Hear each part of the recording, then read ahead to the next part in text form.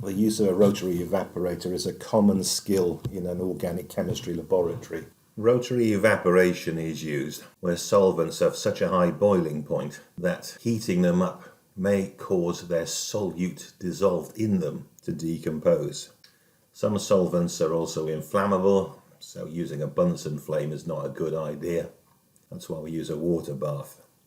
What we need to do is lower the boiling point of the solvent, and we can do this by lowering the pressure under which the solvent is heated.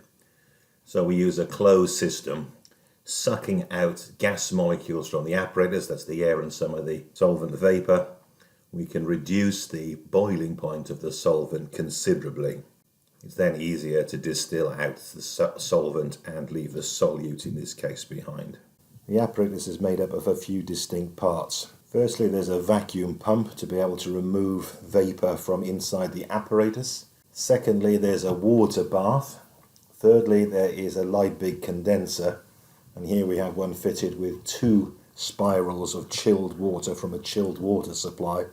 And lastly, you have receivers for your product, and of course we have the round bottom flask containing our sample with its solute to attach it to the apparatus.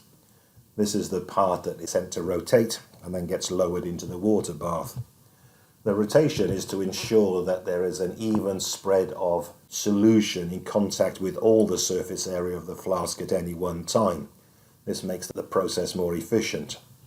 In terms of efficiency, having a double spiral condenser allows more cooling surface area, again making the process more efficient. We use reduced pressure distillation to either get a solid from a liquid or a liquid from a liquid. And whether the product that you want stays in the original flask or in the receptacle flask depends on the experiment that you're doing. The way this works is that at reduced pressure, boiling points are lowered. In the experiment we're performing here, which is the removal of caffeine from its solvent, the solvent being dichloromethane, the pressure is reduced until the dichloromethane boils at the temperature of the water bath. The water bath here is set to less than 100 degrees centigrade. As the vapor comes off, it condenses on the cooler part of the apparatus. Eventually the solute will remain behind in the starting vessel, and the solvent will have condensed on the condenser and dripped down into the receptacle flask.